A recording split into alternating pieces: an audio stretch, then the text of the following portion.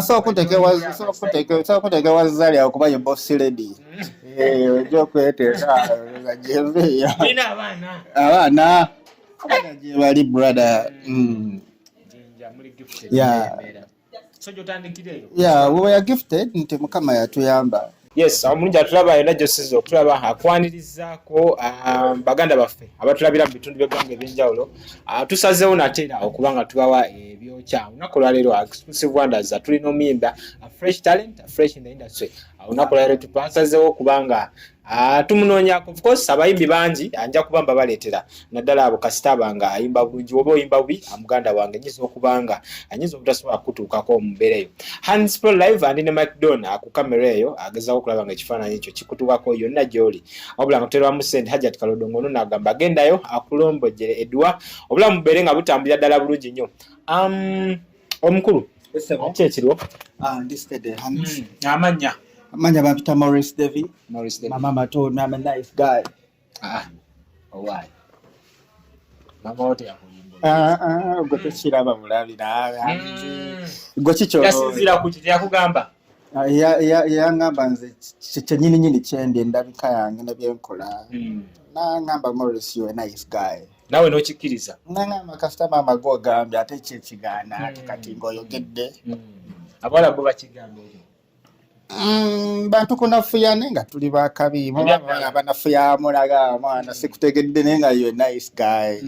Ate nawe hands oli nice guy mwana ze kulaba obulamu bugamba butya? Bulamu buli steady bro. Why Maurice Devi? Maurice Devi lwansonga Maurice Devi muyimbi ate Maurice Devi lyerinnya lyange nganze erinnya lye bakutuma mama lyerimu ku go Maurice. Yeah, so music yakikatiriza nti Maurice Devi nenga amannya gange gawaka. Maurice Devi. Yeah man. Okay. Then anjala tutandikire.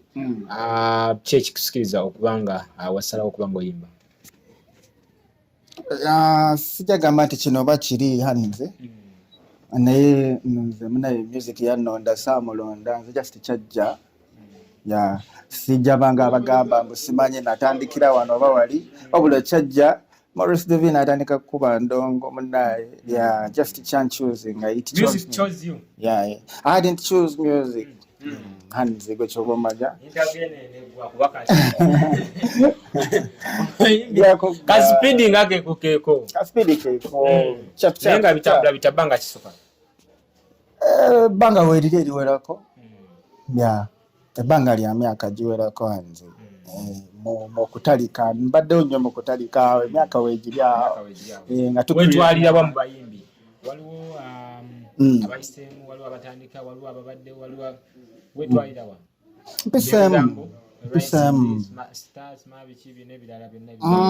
Maurice Devi takyali rising stars mwana pisema Maurice Devi kati muyimbi owakabi complete kweli. Yeah, awali atanakumanya oyo atanamanya nti amanya nkya tomorrow agenda kumanya Maurice Devi.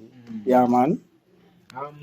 Njala twogere ku career ya music awutandikirawa abamu basinzira mu masomero abamu bava mu machachi. Maurice Devi yatandikirawa? Maurice Devi yatandikira Jinja mu Stone Town. Abasinga bagiyita Stone Town. Nze nakulira Jinja nelwakuba ndi mwana wa Idinda mwene mwelole. Nelwakuba nasomera Kampala. Ova mu kitundu ova bazali oba bana abalala? Kutekewa Zari akuba ye boss lady. Ojo kwetera nga jeve. Bina abana je bali brother. Jinja muri gifted. So jotandikire. Yeah, we were gifted nti mukama yatuyamba. Mostly abave Jinja nabo bakimanyi. The talent is out there. Nenga tumashinga up.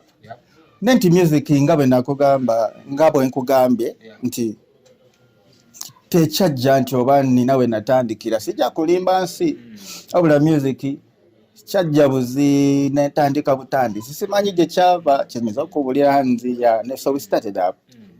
Music ati akulira kasente. Yeah, akasente akatonotono kabeerawo right now. Yeah, akanji tekannaba wabula manyi tomorrow tugenda kukola process. Menyimba mekasa written, recorded, oba eziri out. Eziri out. Nyimbo eziri out. I'll count something like maybe 30. 30. Yeah, something like that. Zonanga ziraga wangambadde ate sinaba kusimanya. Wadde tunazimanya. Ate karate kozi. Omule bampadde. Yeah. Karate gwe hanzi. Ate hanzi lwonsazeeko oluneeno. Karate gwe zonna ova wano ng'ozitegedde. Kuba karate olw'enkya. Ogenda kuwa big ups zokka. Kuba ennyimba nyingi. Good work, Morris Davy. Ayimba style ki? Sina nnyo style hanzi naye nze nnyimba maloboozi. R&B. Yeah, kinda R&B naye nga refused bingi mulimu ki dancehall ekitambula. Style biri awo. Nga bamanyi tu Uganda yaffe. All round versatility. Ne waba yagala kadongo kamumuwa, ne waba yagala ziri. Ezabamba ziratonda ez'ensaaso omuwa. Ate ne bw'ojja yagala lugafulo ze kukuba lugafulo wali wonna ekintu ne kiggwa. N'ez'ensaasi so okumamirira waliwo. Olwanga zireeta akawogo. Olulomuwa. Yeah man. Lwasonga at the end of the day. Kufuna akawogo okuteerawo maama wo kadduka ewaka naawe obeere bulungi. Nakwenyumirizamu ekyo ky'oba wafuuka musically. Mukyala? Omukyala tannaba hanze ate. Naawe okuzi. Tonnaba? Nkuliriddemu naye emyaka teginnaba. Myaka gy'omukyala teginnaba nkyali mwana muto nkyali nice guy nga maama bwe yagamba. Taliyo. Obutonde bubanja? Nga ndabawo sinema. Omwana ono Hands for Life agemanya gange exclusive wonders olunaku lwaleero atuli ne Morris Davy andi ne McDon ku kamera ageza okulaba nga ekifaananyi kino kikutuukako yonna gy'osobola okulaba. Tubagala nnyo mikwano gyaffe batulabira ebweru w'eggwanga mu YouTube awo tubagalira nnyo ddala feedback tugifuna. Thank you.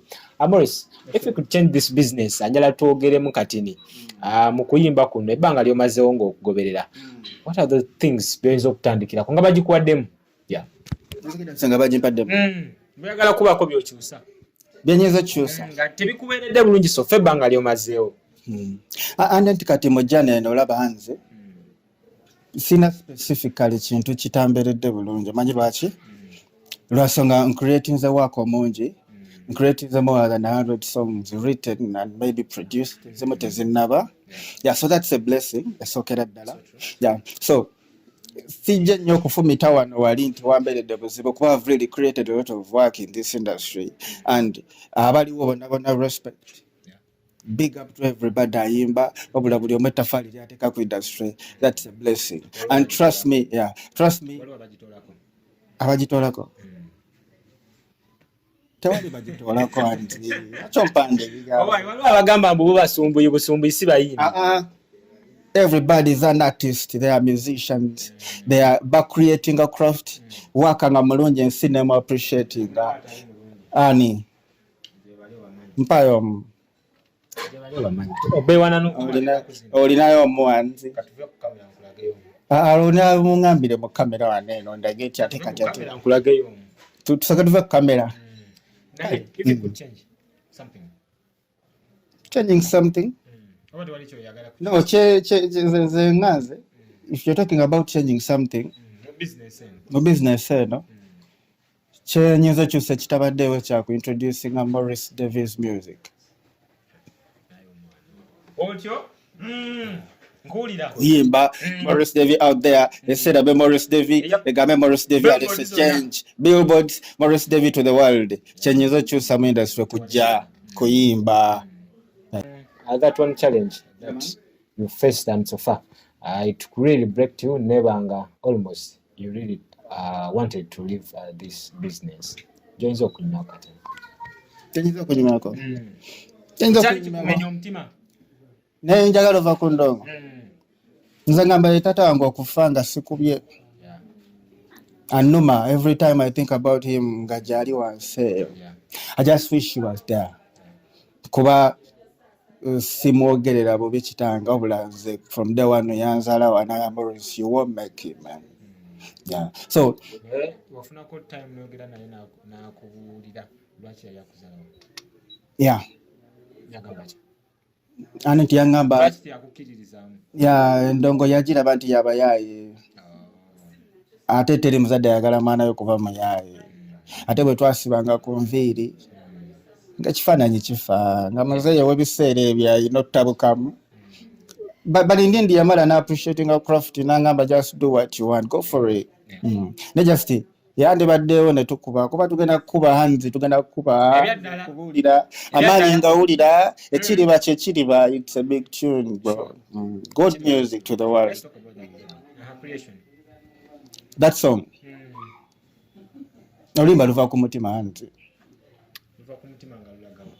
luva ku mutima nga lugenda ku mitima gy'abantu mu nsi yonna around the world because lukwata ku mwoyo lukwata ku mitima lwansonga nayimba exactly what people are going through. Buli muntu alina ekirooto, buli muntu akoze byakoze ne bigaana wabula n'abeera na ssuubi nti ekiriba the future is not ours to see hanzi wabula what shall be shall be. Ekijja okuba kijja kuba ekinaaba kibe ekiganje kigaane wabula essuubi ffe lyetusigaza. So na creating that craft na creating akapiisa ako nga kalungi kuba ne festival sowulira tebusanga singa nalina ssente abakazi bandinwanidde. Yes, buli yuti ali wansi eyo afeesinga ebyo hanzi wali abatayagala ssente naye ate kati katukiteeke ku majority nga naawe kimanyi wano watoyinaamu wano abo n'obugamba kitini nga toyinaamu ogenda kugamba ki nangamba ne maama eka teyandigikubye nti mutabani saalidde everyone alina maama akyali omulamu agikuba nagamba mutabani tukoze tutya tekawo embeera. So nakijja ku mutima wabula nga manyi kirina ku mitima gy'abalala kwe kiriko kigenda otuukira ate nga bwe kikoona bwe kiti bagenda ku supportinga Maurice Davy bagenda ku appreciating a craft ate nawe kyemanya akayimba wakategedde era namugambidde waifu nongamumanyi sister naye ajje. So it's a beautiful song. Bamuyita Mulix baby. Ate kati munaye muntu aba baby kati agenda olaba kati naye bwabeera baby kachigwa bugwi nenga big up on yourself Mulix Pro Mulix baby yagikolera ku One Love Tune wana wenyini wetuli One Love Tune One Love Tune yali mutungo wano so twagattagatta ne tukola piece ennungi hanzi ate kimanyi nawe wajjagadde audio yakayali out audio so far out ninayo video I have one official video kayimba bakayita ndiwulira kimanyi si yakafuna kegenda ndozo okuzanya naye wadiwulira wali oyimba kuki ndiwulira va mu kasolo obudde buyita nali nyimba ku bavubuka mbeera situation na mpisa nti gosobola okwefulowa akali right now but when people come and talk to you ne bagamba hey kyusaamu woba onywanya ekyenge kendeeza tolina kugandi yakutuma nti bw'onaanyo n'asasulwa nti kyusaamu adjust obulamu butambula ofune future yakabiri tetukola bye twagala kuba ate bwe tukola bye twagala singa abamu tetukyaliwo hanze ate naawe sikiwatoliiwo wakola byeyagala eyo singa tokyaliwo brother. What else can you say olunaku olwaleero naddala batogenda kujjawo Steve nekino ekibuuzo abazadde abaliyo picking a leaf on your dad nti yali takukkiriza abazadde kyemanyi gye baliyo bangi ate bakkiriza mu baana baabwe nga they don't appreciate their talent balowooza business eno y'abantu abayiseeko.